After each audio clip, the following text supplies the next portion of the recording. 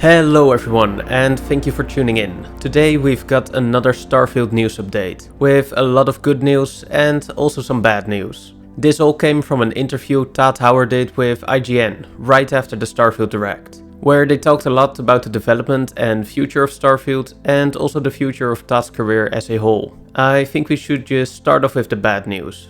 Everyone and their grandma has probably heard about it, but Starfield will be locked at 30 FPS on console. This means both Xbox consoles. The only difference is that the game will run in 4K on the Series X and in 1440p on the Series S. Todd said that the game did hit 45 or 60 frames from time to time, but they wanted to lock it at 30 to offer the most stable experience. Of course this sucks, but personally I don't think it's that big of a deal, if the frame rate is as stable as they promised. If we look at another recent game, The Legend of Zelda Tears of the Kingdom, it also runs at 30 FPS, and I had no real issue with that, until there were frame drops. And because the Switch is a glorified Nintendo DS, they did happen quite frequently. So as long as Starfield has a rock solid 30 FPS, I don't think it will be that much of a problem. But that's also pretty easy for me to say, since I have no stake in this conversation. Because I play all of my games on a $3,000 rainbow colored mini fridge. Now let's talk about the plans for Starfield's future.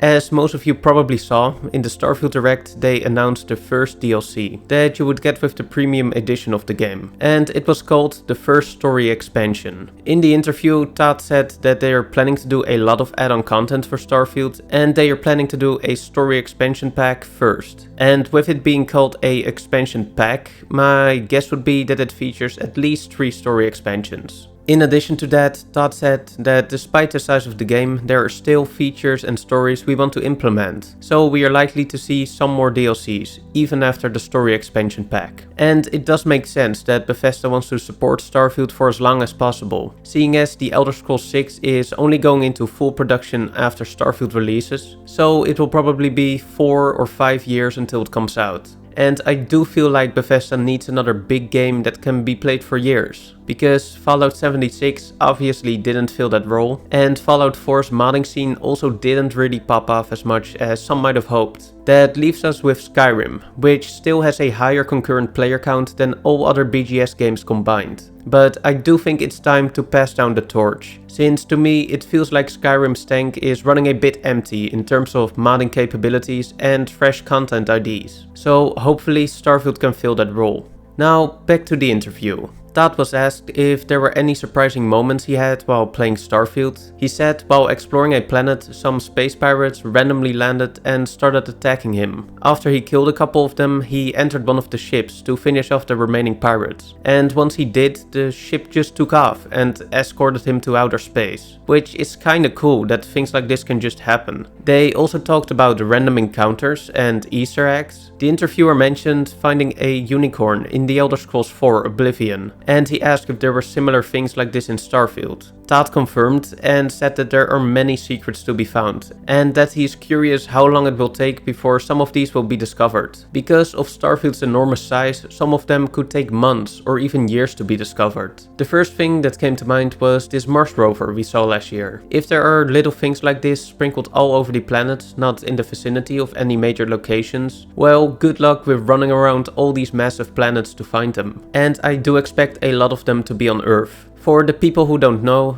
yes, Earth is in the game, and it's explorable. But something has fucked up the Earth pretty good, cause it looks like a sandy wasteland now. And let's be honest, it was probably us humans. This new and destroyed Earth does give the perfect opportunity to hide a bunch of secrets that pay homage to the Earth we know and love today. Like this totally not familiar looking arch, for example.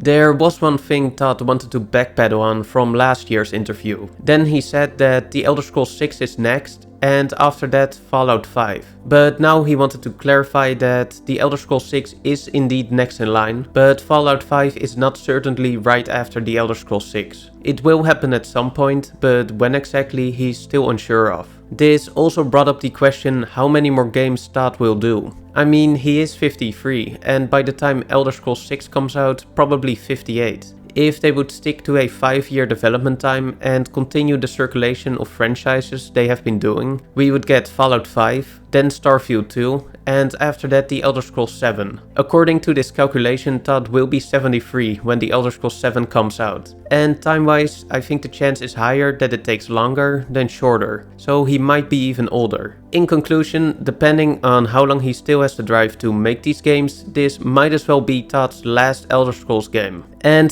that is the depressing note I want to end on. I hope you've enjoyed the video, and at least it saves you the time of watching a half-an-hour interview. But if you do want to watch the full thing, it is linked in the description. So if you want to see more Starfield content, please consider subscribing, and then I hope to see you all at the next video.